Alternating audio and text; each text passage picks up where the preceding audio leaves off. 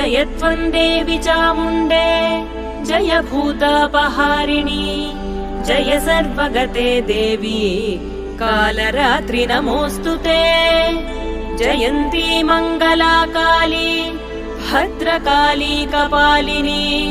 दुर्गा शिवा क्षमा धात्री स्वाहा स्वधा नमोऽस्तु ते मधुकैटभविध्वंसी विधातृवरदे नमः रूपं देहि जयं देहि यशो देहि द्विषो जहि महिषासुरनिर्नाशी भक्तानां सुखदे नमः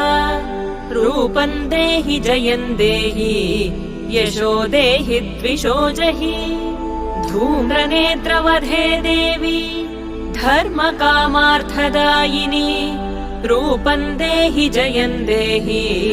यशो देहि द्विषो